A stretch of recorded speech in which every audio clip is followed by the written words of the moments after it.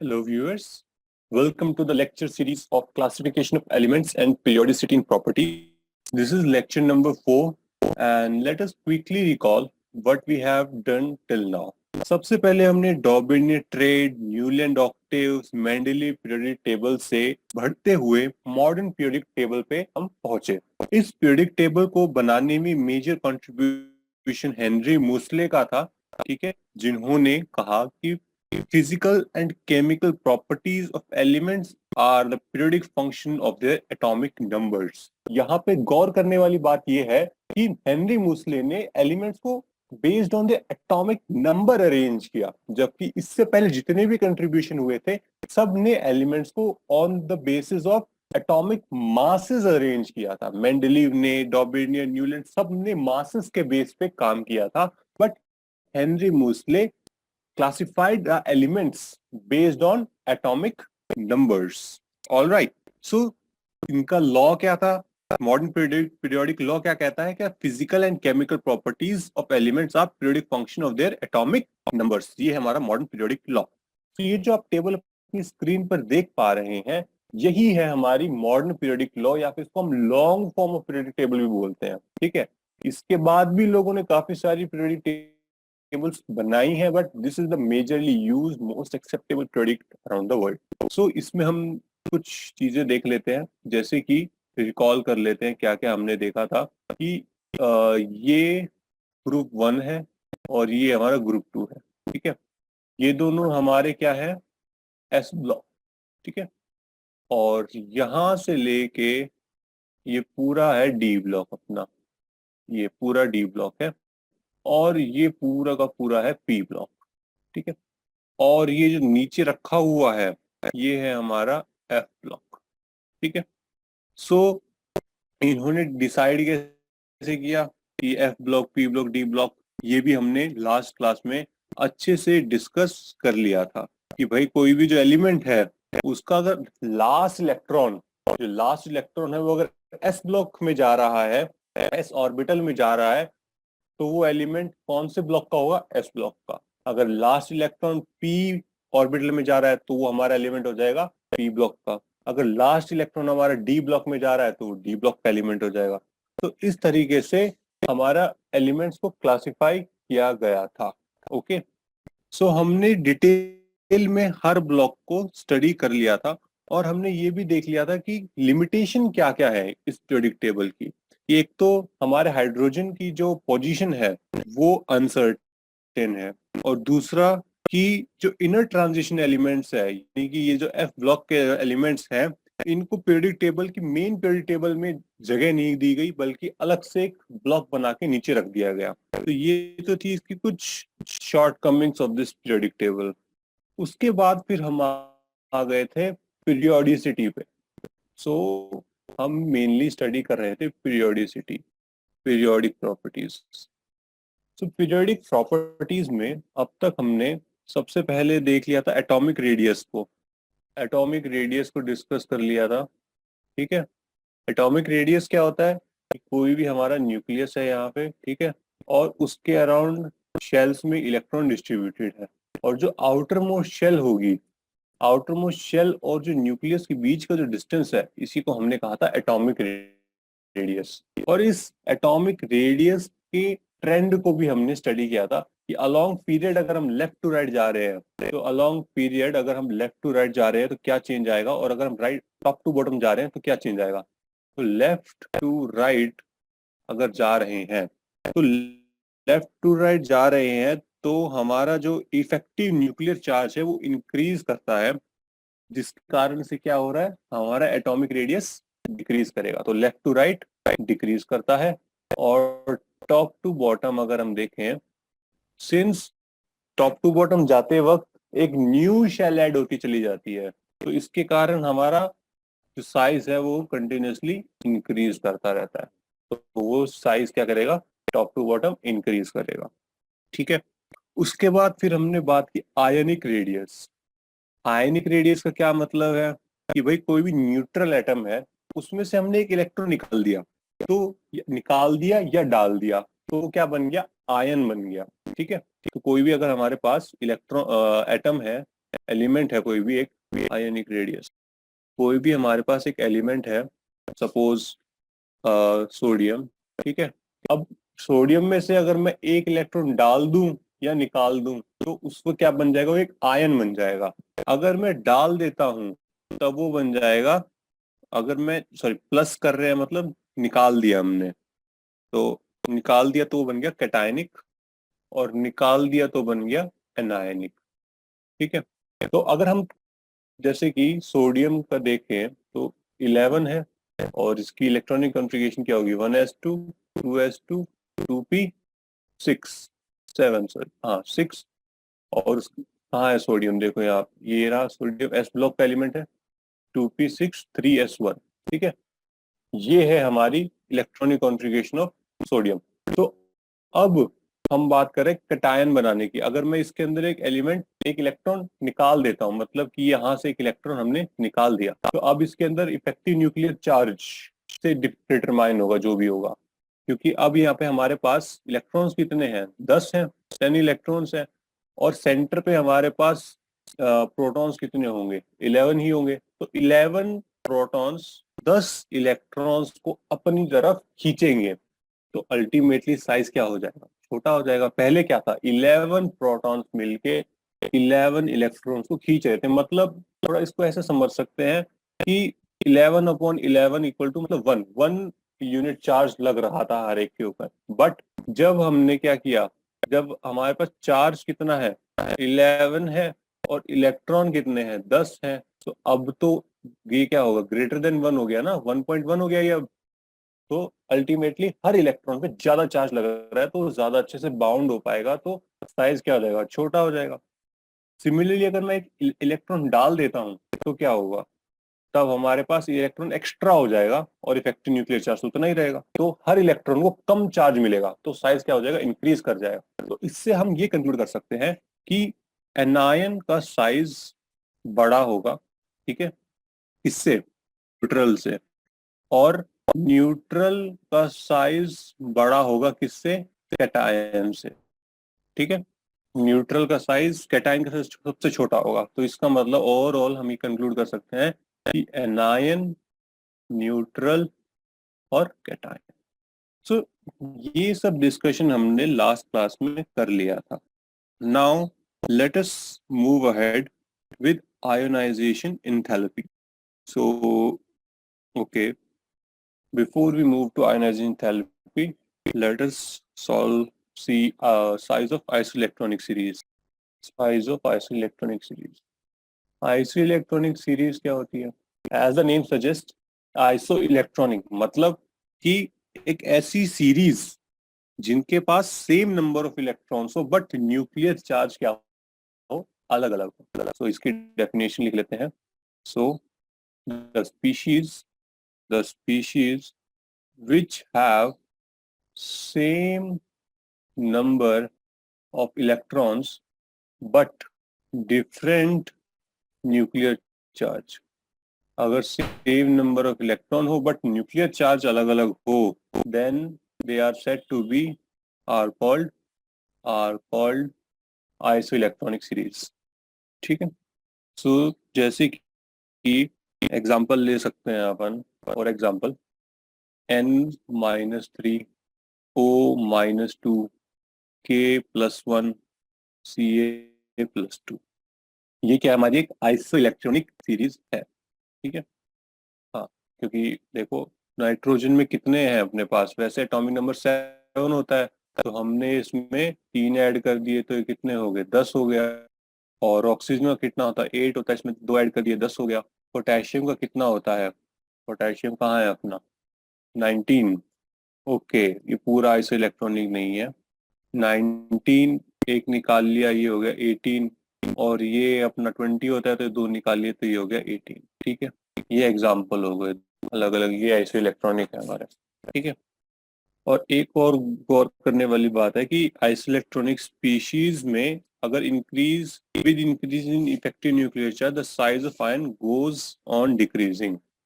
So in iso electronic species with the increase in effective effective nuclear charge, the size of ion goes on decreasing. Okay. Now एक example देखते हैं, जो भी पीछे हमने example देखा था उसमें साइज को कंपेयर करते हैं कि हमारे पास क्या क्या था। नाइट्रोजन -3, ऑक्सीजन -2, पोटेशियम +1 और कैल्शियम +2। तो नाइट्रोजन के अंदर हमारे पास 7 प्रोटॉन्स हैं, ठीक है। और कितने इलेक्ट्रॉन्स है? 10 इलेक्ट्रॉन्स हो जाएंगे क्योंकि 3 ऐड हो गए। ऑक्सीजन में हमारे पास 8 प्रोटॉन्स हैं और 2 इलेक्ट्रॉन्स ऐड हो गए तो 10 इलेक्ट्रॉन्स हो गए। और पोटेशियम में हमारे पास कितने होंगे? ये 19 प्रोटॉन्स होंगे और एक चला गया, मतलब 18 इलेक्ट्रॉन्स। और कैल्शियम में हमारे पास 20 प्रोटॉन्स होंगे, 2 चले गए तो 18 इलेक्ट्रॉन्स होंगे। तो अब इसको देखो, 7 हमें देखना है कि साइज किसका बड़ा होगा। कि 7 प्रोटॉन्स मिलके 10 इलेक्ट्रॉन्स को संभाल रहे हैं यहाँ पे, ठीक है। और यहाँ पे 8 प्रोटॉन्स मिलके 10 इलेक्ट्रॉन्स को संभाल रहे हैं। और यहाँ पे 19 प्रोटॉन्स मिलके 18 इलेक्ट्रॉन्स को संभाल रहे हैं। और यहाँ पे 20 प्रोटॉन्स 18 इलेक्ट्रॉन्स को संभाल रहे हैं। तो यहाँ पे साइज सबसे बड़ा होगा हमारा नाइट्रोजन माइनस। क्यों? क्योंकि प्रोटॉन्स हमारे पास 7 ही हैं बट इलेक्ट्रॉन 10 है। तो अल्टीमेटली 7 प्रोटॉन्स मिलके 10 को संभाल रहे हैं। तो हर इलेक्ट्रॉन पे जो इफेक्टिव न्यूक्लियर चार्ज होगा वो काफी रिड्यूस हो जाएगा। जबकि बाकी केसेस में देखा जाए तो 8 प्रोटॉन्स पे 10 electrons, so it's fair. But यहाँ पे इस केस में सबसे कम इफेक्टिव न्यूक्लियर चार्ज हो पाएगा, तो साइज क्या कर जाएगा? Increase. So this will be the largest. So let us now move to ionization enthalpy. So what is ionization enthalpy? So पहले मैं डेफिनेशन देता हूँ, ठीक है, उसके बाद एक्सप्लेन करेंगे। The energy required to remove the most loosely bound electron from the outermost orbit is called ionization enthalpy. क्या मतलब है इसका? कि जो हमारा एटम है, एक कोई भी एक एलिमेंट है हमारे पास, ठीक है, उसके अंदर इलेक्ट्रॉन डिस्ट्रीब्यूटेड होंगे ओवर द वेरियस शेल्स। ये हमारा न्यूक्लियस आ गया और ये हमारी अलग अलग शेल्स आ गई, ठीक है। और हर शेल में कुछ कुछ इलेक्ट्रॉन्स होंगे। सपोज यहाँ पे हमारे पास 2 इलेक्ट्रॉन्स हो गए, यहाँ पे सपोज 1 इलेक्ट्रॉन आ गया, ऐसे कुछ हो गया। तो अगर हम ये आउटर मोस्ट जो इलेक्ट्रॉन है हमारा ये वाला, ये आउटर मोस्ट इलेक्ट्रॉन को जब हम निकालना चाहते हैं तो इसीलिए हमें कुछ एनर्जी देनी पड़ेगी, ऐसे तो निकलेगा नहीं। तो इस आउटर मोस्ट इलेक्ट्रॉन को निकालने के लिए हमें कुछ एनर्जी देनी पड़ेगी। तो जो minimum amount of energy which we need to take this electron out is what we ionization therapy. इस इलेक्ट्रॉन को निकालने की जो कम से कम एनर्जी की जो हमें जरूरत पड़ेगी वही है हमारी आयोनाइजेशन इन थेरेपी, ठीक है। So the energy required to remove one electron from neutral gaseous atom to convert it to monopositive cation is called first ionization potential, जिसको हम अक्सर फर्स्ट आईपी ऐसे भी लिख देते हैं, ठीक है। और सिमिलरली अगर हम the energy required to convert a monopositive cation to a dipositive cation is called second IP ionization potential, ठीक है। सो इसका क्या मतलब है? ओवरऑल हम ये कहना चाह रहे हैं कि कोई भी एटम है, उसमें से हम अगर पहला इलेक्ट्रॉन निकाल रहे हैं, तो अगर हमें एक इलेक्ट्रॉन निकाल रहे हैं पहला एटम, तो ये न्यूट्रल था, ठीक है, उसको हम कन्वर्ट कर रहे हैं मोनो पॉजिटिव कैटायन में, मतलब एक इलेक्ट्रॉन निकाल रहे हैं पहला इलेक्ट्रॉन। तो उस केस में जो हमें आयनाइजेशन पोटेंशियल चाहिए उसको बोलते हैं फर्स्ट आयनाइजेशन पोटेंशियल। अब हमारा इलेक्ट्रॉन एटम क्या बन चुका है, एक मोनो पॉजिटिव कैटायन बन चुका है, मतलब एक इलेक्ट्रॉन उसमें से कम हो चुका है, ठीक है। अब हर इलेक्ट्रॉन के ऊपर ज्यादा इफेक्टिव न्यूक्लियर चार्ज लग रहा होगा, ठीक है, ऑब्वियसली, ठीक है। बट अब हम उसमें से एक और इलेक्ट्रॉन निकालना चाहते हैं, हमारी इच्छा है कि हम एक और इलेक्ट्रॉन निकालें, मोनो पॉजिटिव कैटायन को डाई पॉजिटिव कैटायन में बदल दें। तो भाई इस बार ऑब्वियसली ज्यादा एनर्जी लगेगी, क्यों? क्योंकि इफेक्टिव न्यूक्लियर चार्ज बढ़ गया है। अब न्यूक्लियस नहीं चाहता कि मैं अपने और इलेक्ट्रॉन्स को बाहर जाने दूं, वो सबको अपने पास जकड़ के रखेगा। तो आपको और ज्यादा एनर्जी लगानी पड़ेगी, जिसको हम बोलते हैं सेकंड आयनाइजेशन पोटेंशियल। सिमिलर तो इसलिए थर्ड पोटेंशियल, फोर्थ पोटेंशियल सब होगा, ठीक है। बट फर्स्ट आयनाइजेशन पोटेंशियल फिर भी हो सकता है, दिक्कत भी आ सकती है, आसानी से भी हो सकता है, बट सेकंड में और ज्यादा दिक्कत आएगी। सेकंड आयनाइजेशन पोटेंशियल में ज्यादा दिक्कत आएगी। क्यों आएगी? क्योंकि effective nuclear charge on each electron बढ़ गया है अब, तो न्यूक्लियस नहीं जाने देगा आसानी से, वो बहुत जकड़ के रखेगा सबको। और दूसरी आपने निकाल दी, तो तीसरी में और भी ज्यादा नाटक करेगा, वो जाने ही नहीं देगा। तो इस तरीके से हम ये ऑर्डर दे सकते हैं आयनिस्ट पोटेंशियल का, ठीक है। ये ऐसा क्यों है, ये ऑर्डर क्यों है, इसका भी रीजन लिख देते हैं। अभी समझा तो दिया ही है, लेकिन लिख लेते हैं। Because as the electrons go out of the atom, the effective nuclear charge, effective nuclear charge increases and the ionic size goes on decreasing, goes on decreasing। जैसे जैसे अपना इलेक्ट्रॉन निकलता जाएगा, इफेक्टिव न्यूक्लियर चार्ज बढ़ता जाएगा और size क्या होगा, छोटा होता चला जाएगा, और छोटा साइज होता चला जाएगा, तो आपके लिए इलेक्ट्रॉन्स निकालना और भी ज्यादा कठिन होता चला जाएगा। thus the forces of electron on valence shell electrons increases and hence the order। मतलब कि जो ऑर्डर है ये जस्टिफाई हो गया इस तरीके से, ठीक है। let us now see what are the factors that affect ionization potential। factors affecting ionization potential। तो क्या क्या फैक्टर्स हैं हमारे जो हमारी आयनाइजेशन पोटेंशियल को इफेक्ट कर रहे हैं। तो सबसे पहला फैक्टर वो ये है कि number of shells, number of shells, shells पहले लिख देते हैं, फिर I will explain. With the increase in number of shells, number of shells, the atomic radius increases, that is the distance of outermost shell from the nucleus increases and hence the ionization potential decreases।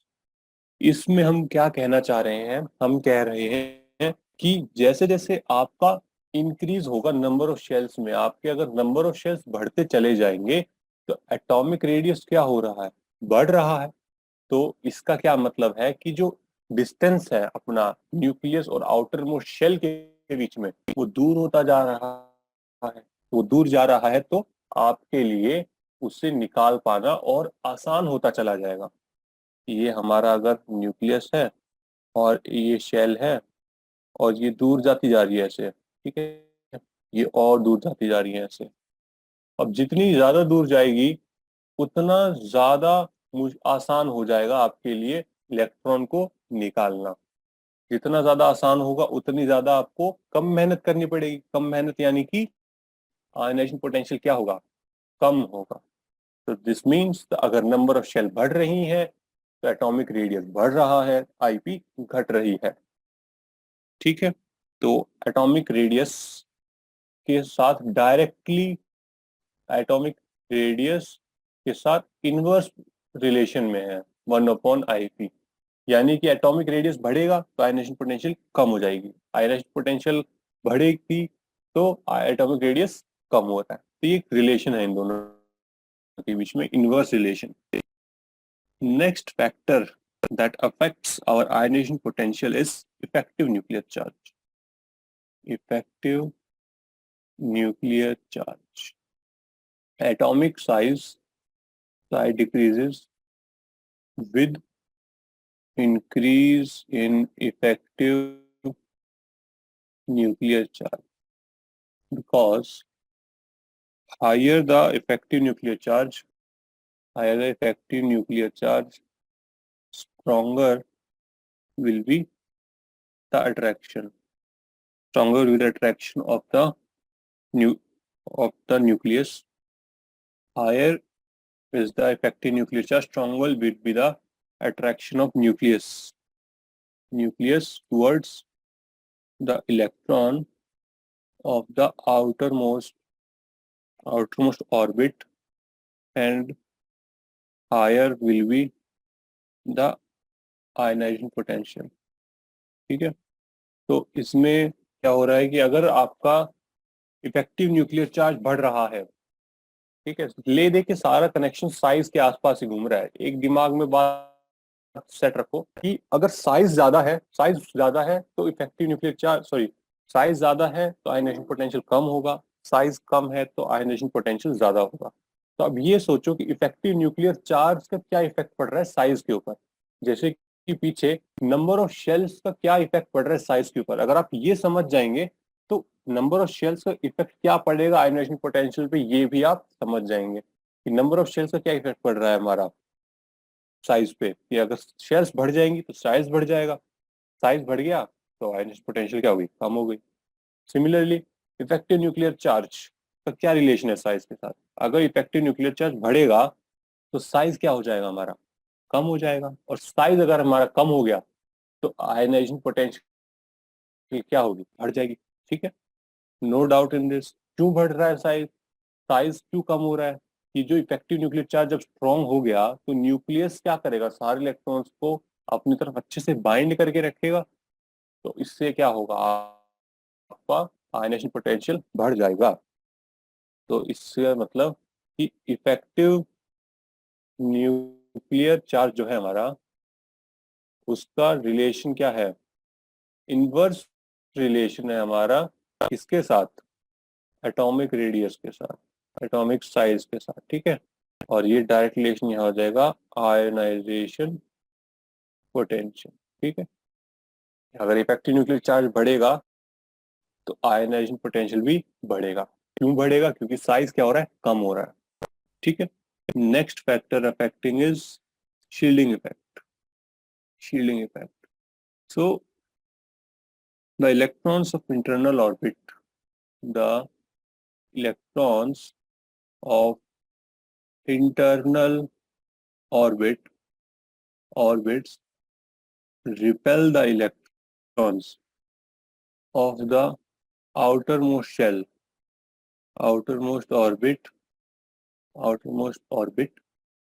due to which the attraction of the nucleus towards the electron of the outermost shell orbit decreases, and thus atomic size increases and ionization potential decrease।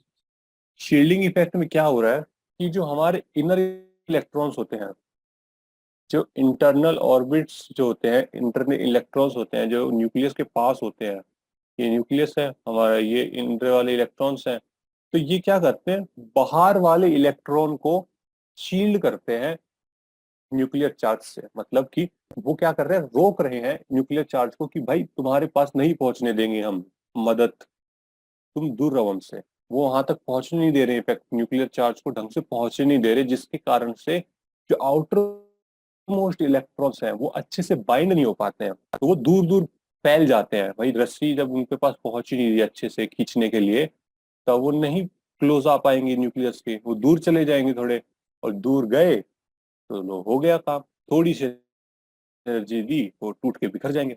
ठीक है, तो मतलब shielding effect से क्या effect पड़ रहा है? Shielding वही वाली बात है, साइज पे क्या इफेक्ट पड़ रहा है? शील्डिंग इफेक्ट अगर ज्यादा हो रहा है तो साइज क्या हो जाएगा हमारा? बढ़ जाएगा, और आयनेशन पोटेंशियल क्या हो जाएगा हमारा? घट जाएगा। Next factor that affects is stability of half filled and fully filled orbitals. Stability of half filled and fully filled orbitals.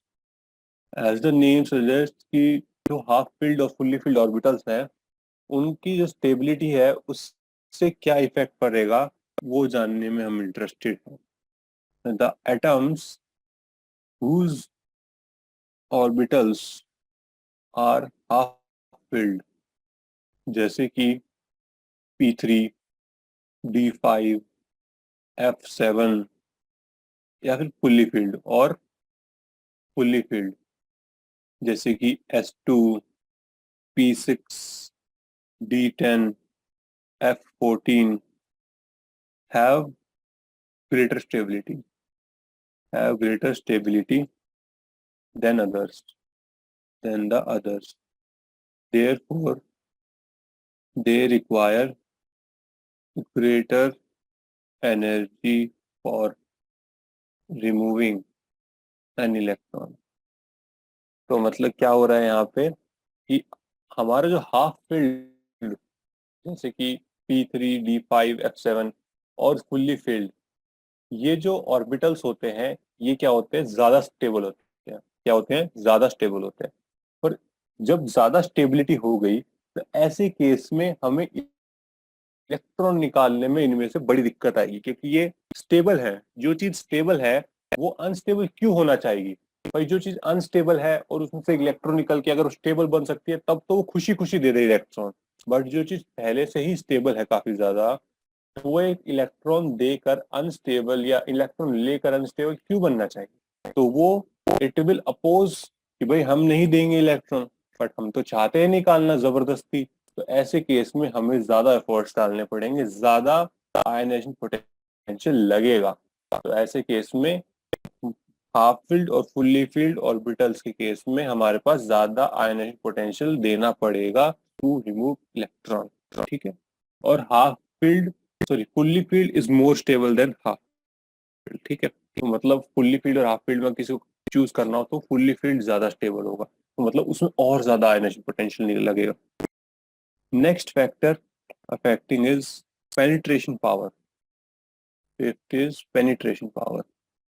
In any atom, in any atom, the s orbital is nearer to the nucleus. Nucleus in comparison to p, d and f orbital. ठीक है, कि जो हमारा s orbital है वो हमारा nucleus के पास होता है, और वो क्या करता है? therefore therefore greater energy is required to remove electron from s orbital than p, d and f orbital. So thus the decreasing order of ionization potential of s, p, d and or SPD and F orbital is SPDF।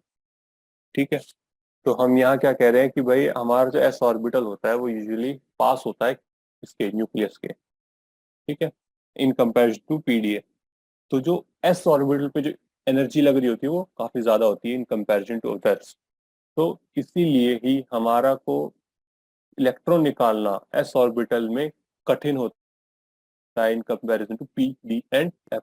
तो इसीलिए हम order में क्या order दे सकते हैं ionization potential का? S P D F, ये order दे सकते हैं कि भाई S ऑर्बिटल से निकालने से सबसे एनर्जी लगेगी, P से उससे कम लगेगी, D से उससे कम लगेगी, और F से सबसे कम लगेगी। ठीक है, तो let us just quickly go through all the factors that we have studied till now which affects the ionization potential. तो फर्स्ट फैक्टर हमने देखा कि number of shells. Number of shells क्या है? अगर हमारे शेल्स बढ़ रही हैं तो उसका क्या इफेक्ट पड़ेगा आयनाइजेशन पोटेंशियल पे? तो नंबर ऑफ शेल्स बढ़ी तो इंक्रीज क्या हो गया? हमारा atomic radius. Atomic radius increase हो गया तो आयनाइजेशन पोटेंशियल क्या हो जाएगा? कम हो जाएगा। तो साइज बड़ा हो गया मतलब इलेक्ट्रॉन्स दूर दूर हो गए, अब आप आसानी से निकाल सकते हैं। तो हम क्या कह सकते हैं? Number of shells is directly sorry inversely proportional to the ionization potential. The higher is the number of shells, less is the ionization potential you need. फिर आया हमारे पास इफेक्टिव न्यूक्लियर चार्ज। तो as the effective nuclear charge increases, the atomic size decreases. तो atomic size घटा तो उधर ionization potential बढ़ा। ठीक है, तो क्या रिलेशन दे सकते हैं? डायरेक्टली प्रोपोर्शनल रिलेशन दे सकते हैं कि higher is the effective nuclear charge, higher is the ionization potential. Next क्या है हमारे पास? Shielding effect. शील्डिंग इफेक्ट में क्या होता है? जो इंटरनल ऑर्बिट जो इलेक्ट्रॉन्स हैं वो शील्ड करते हैं बाहर वाले इलेक्ट्रॉन को कि उनके पास जो इफेक्टिव न्यूक्लियर चार्ज है वो ढंग से ना पहुंच पाए, उनको न्यूक्लियस तक पहुंचने से रोकते हैं, उनको पास आने से रोकते हैं, जिससे कि वो दूर चले जाते हैं। और इसकी मदद से क्या होगा? इलेक्ट्रॉन निकाल पाना आसान हो जाएगा। तो शील्डिंग इफेक्ट ज्यादा होगा तो इलेक्ट्रॉन निकालना आसान होगा, मतलब कि आयनाइजेशन पोटेंशियल विल डिक्रीज। ठीक है, नेक्स्ट क्या है हमारे पास? Stability of half filled and fully filled orbitals. जो हाफ फील्ड और फुल्ली फील्ड जो ऑर्बिटल्स हैं हमारे, वो क्या होते हैं? ज्यादा स्टेबल होते हैं।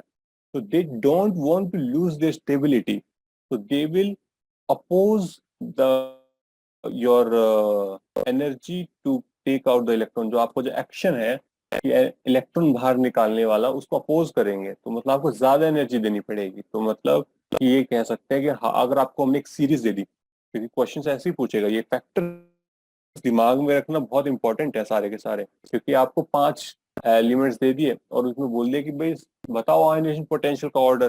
तो आपको इन्हीं फैक्टर्स के बेसिस पे सब एलिमेंट्स पे एनालाइज करना पड़ेगा कि कौन हाफ फील्ड है, कौन फुल्ली फील्ड है, किसका साइज छोटा है, किसका साइज बड़ा है, इसमें इफेक्टिव न्यूक्लियर चार्ज कितना है, ये सब आपको एनालाइज करना होगा। तो जो हाफ फील्ड और फुल्ली फील्ड होंगे वो ज्यादा स्टेबल है, तो वो नहीं देना चाहेंगे इलेक्ट्रॉन ऑब्वियसली, तो आपको ज्यादा एनर्जी देनी पड़ेगी इलेक्ट्रॉन निकालने के लिए। और हाफ फील्ड और फुल्ली फील्ड में कौन ज्यादा स्टेबल है? फुल्ली फील्ड ज्यादा स्टेबल है, तो मतलब फुल्ली फील्ड में और भी ज्यादा एनर्जी देनी पड़ेगी। ठीक है, उसके बाद आती है पेनिट्रेशन पावर। जो एस ऑर्बिटल है हमारा वो न्यूक्लियस के काफी करीब होता है, तो उसके ऊपर जो एनर्जी लगती है, मतलब जो चार्ज लगता है न्यूक्लियस पर, वो ज्यादा होता है इन कंपेयर टू अदर्स। तो उसमें से इलेक्ट्रॉन निकालना और भी ज्यादा मुश्किल होता है। तो ओवरऑल हम ऑर्डर दे सकते हैं आयनाइजेशन पोटेंशियल का, एस में सबसे ज्यादा लगेगा, पी में उससे कम लगेगा, डी में उससे भी कम लगेगा, और एफ में सबसे कम लगेगा। सो ये तो थे हमारे factors affecting ionization potential. Now periodic trends की बात करते हैं। तो सबसे पहले आता है इन अ पीरियड, कि अगर हम लेफ्ट टू राइट अगर मूव करते हैं तब हमारी आयनाइजेशन पोटेंशियल में क्या चेंज आएगा। तो जैसे कि मैंने कहा कि आयनाइजेशन पोटेंशियल और रेडियस के बीच में काफी एक गहरा अटूट रिश्ता है। तो अगर एटॉमिक रेडियस में जो चेंज आ रहा है उसका इनवर्स चेंज किस में आएगा?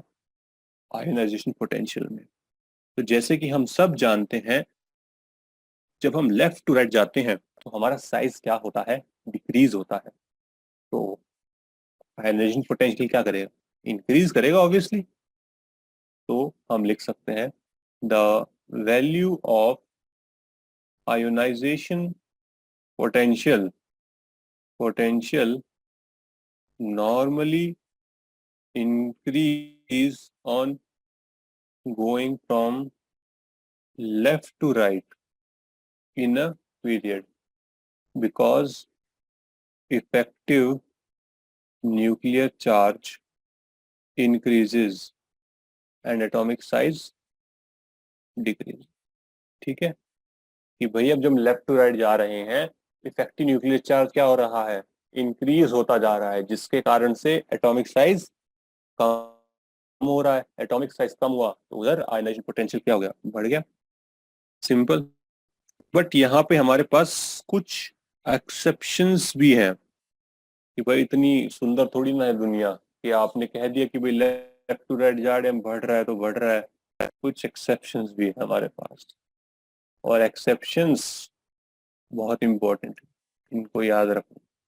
ठीक है, तो पहले लिख देता हूं मैं कि in second period ionization potential of BE is greater than that of B, and in the third period ionization potential of Mg is greater than that of aluminium due to high stability of fully filled orbitals। ठीक है, तो पहले अपन बात करते हैं be और B की, boron और बेरिलियम। कौन कौन है, बोरोन और बेरिलियम। देखो, तो हमारी पीरियोडिक टेबल कहाँ गई, ये आ गई हमारी पीरियोडिक टेबल। तो ये है हमारा बेरिलियम और ये रहा बोरोन।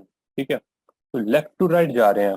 हमने क्या क्लेम किया है कि बीई की आयनाइजेशन पोटेंशियल ज्यादा है बोरोन से। ठीक है, तो बीई लेफ्ट में है, बोरोन राइट में है।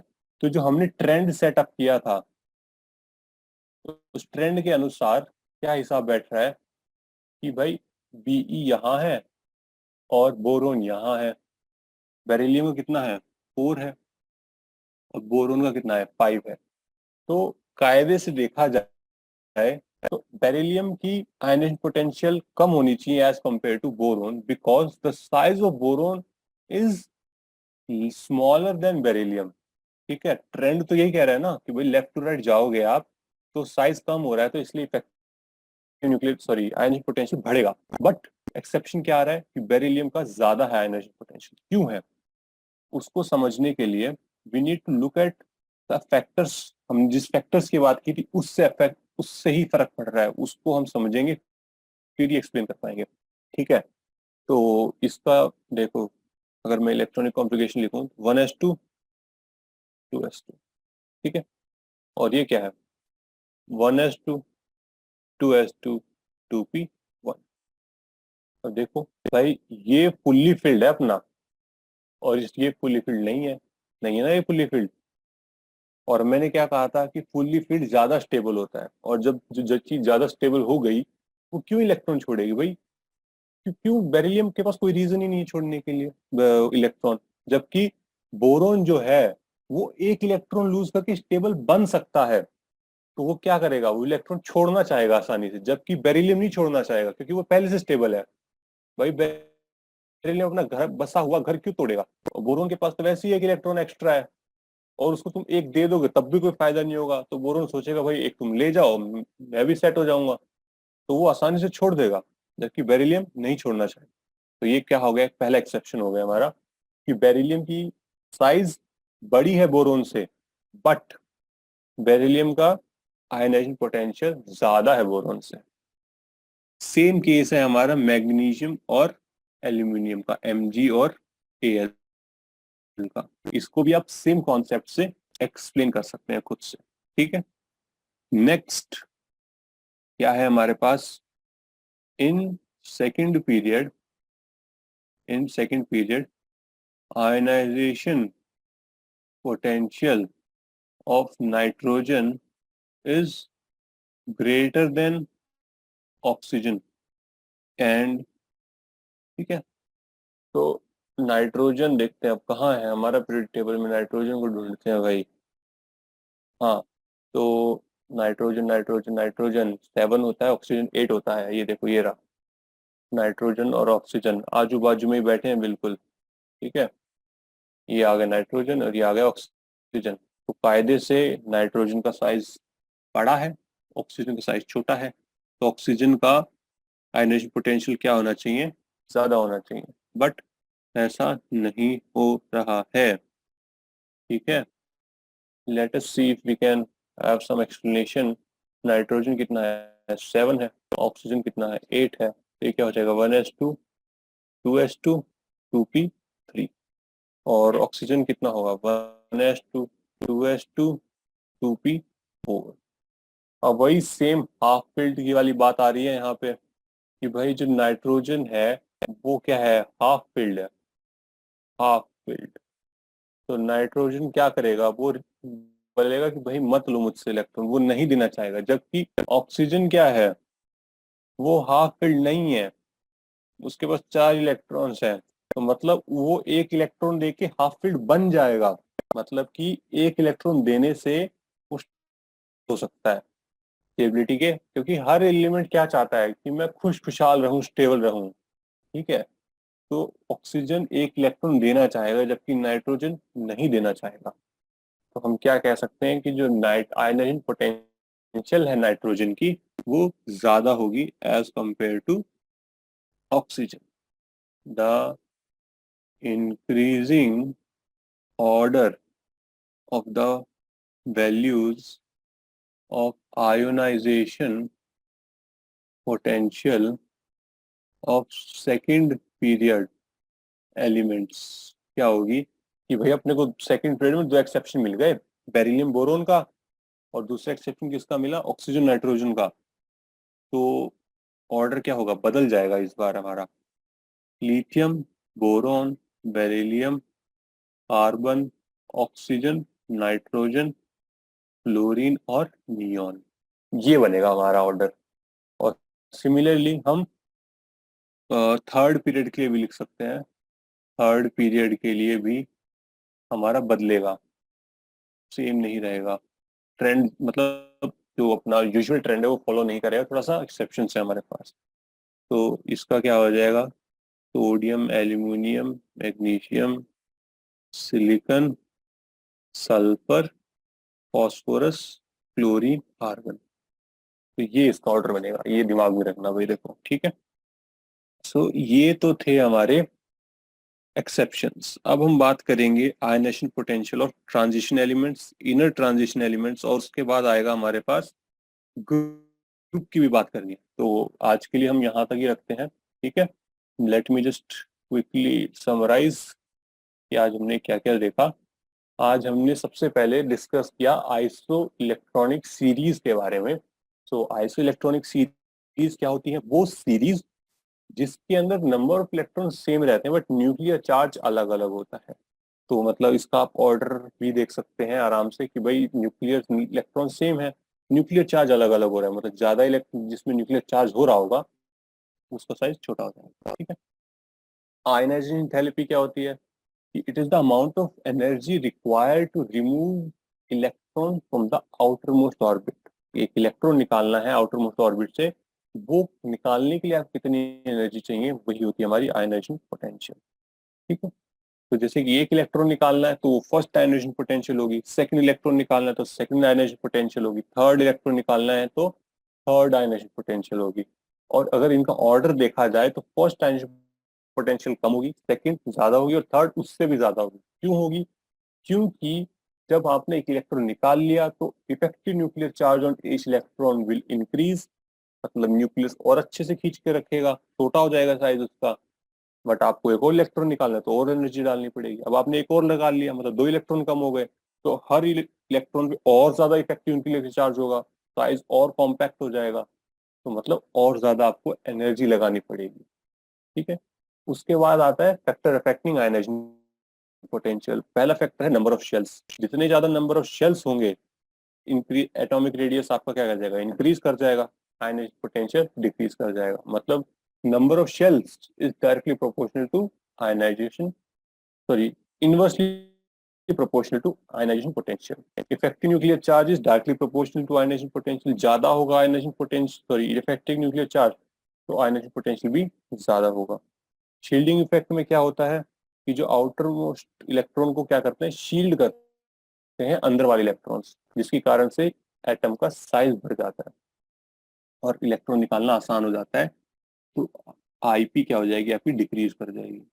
और ये क्या है, stability of half field fully field, इसका हमने अभी एग्जांपल भी देखे कि भाई हाफ फील्ड फुल्ली फील्ड क्या होते हैं, ज्यादा स्टेबल होते हैं, तो वो स्टेबिलिटी यूज नहीं करना चाहते हैं, तो इसलिए उसमें आपको एनर्जी ज्यादा देनी पड़ेगी। ठीक है।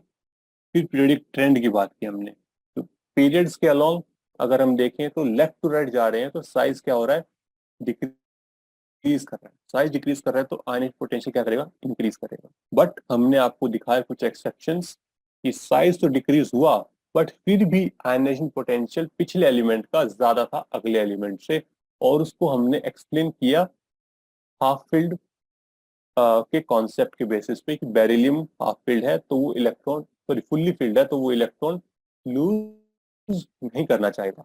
और सिमिलरली नाइट्रोजन क्या है, हाफ फील्ड है, बट नाइट्रोजन का साइज छोटा, सॉरी ऑक्सीजन का साइज छोटा है नाइट्रोजन से, बट फिर भी नाइट्रोजन की आईपी ज्यादा है ऑक्सीजन से। क्यों? क्योंकि नाइट्रोजन क्या है, हमारा हाफ फील्ड है, क्योंकि अपनी स्टेबिलिटी लूज नहीं करना चाहेगा आसानी से, सो उसकी नाइट्रोजन की आयनाइजेशन पोटेंशियल हमारी ज्यादा होगी।